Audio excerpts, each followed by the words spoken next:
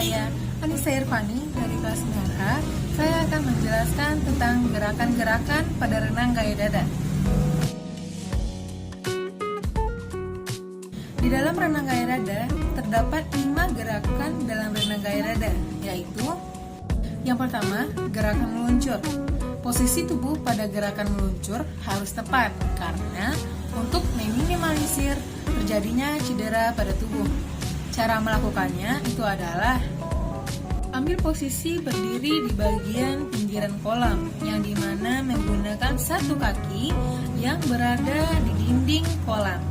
Lalu, pastikan tubuh telungkup yang dimana posisinya sejajar dengan permukaan air. Pastikan juga tangan dalam keadaan lurus ke arah depan dengan mengapit daun telinga. Setelah itu, doronglah tubuh sekuat tenaga dengan menggunakan kaki yang tadinya menempel di dinding kolam. Lalu, luncurkan tubuh ke depan. Kaki, tangan, dan tubuh kita posisikan lurus ke arah depan dan sejajar dengan permukaan air, yang dilanjutkan dengan menjaga tubuh agar tetap seimbang saat sudah di dalam air. Yang kedua, gerakan lengan. Gerakan lengan pada renang gaya dada itu ada 2 gerakan, yaitu gerakan istirahat dan gerakan menarik. Gerakan menarik itu adalah ketika perenang menarik kedua tangannya ke arah belakang dengan sekuat-kuatnya.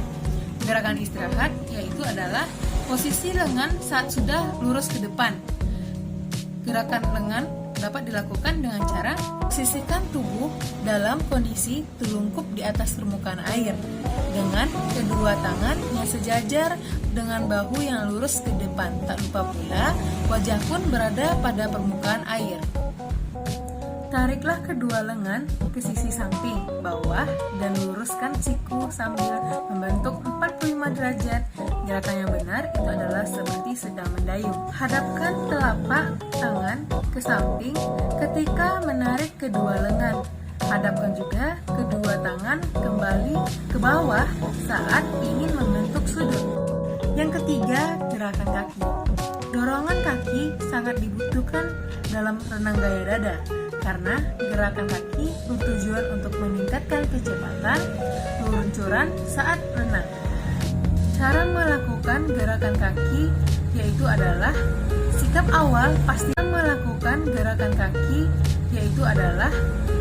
awal pastikan lengan berada pada posisi berpegangan di bagian pinggiran kolam. Posisi tubuh beserta kedua kaki lurus ke arah belakang dan sejajar dengan permukaan air.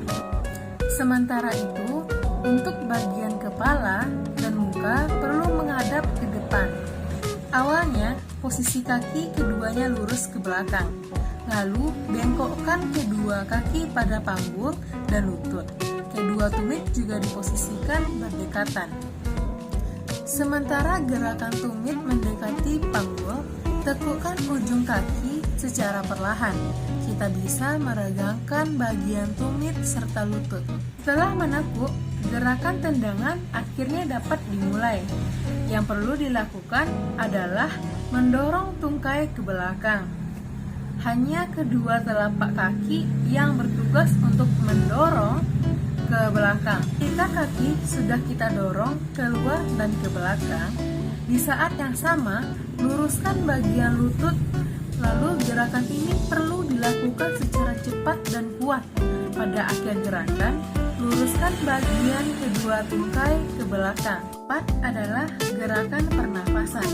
Dalam renang gaya dada, pernafasan dilakukan persis seperti saat melakukan gaya kupu-kupu yang dilakukan ketika tangan ditarik ke arah samping. Cara melakukannya gerakan pernafasan ini adalah awalannya saat sudah hendak mengambil nafas, lakukan dengan mengangkat kepala ke atas sampai mulut muncul di permukaan air.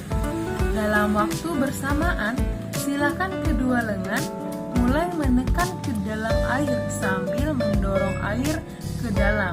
Lalu, luruskan tangan ke arah depan secara perlahan saja, sambil menurunkan kepala dan udara dihembuskan saat kepala sudah masuk ke dalam air. Kelima adalah gerakan koordinasi koordinasi gerakan yaitu adalah mengombinasikan seluruh gerakan yang sudah saya jelaskan sebelumnya, yang diawali dengan gerakan meluncur, lalu gerakan lengan, kemudian diimbangi oleh gerakan pernapasan, dan juga gerakan kaki. Sekian presentasi saya terhadap renang gaya dada. Assalamualaikum warahmatullahi wabarakatuh.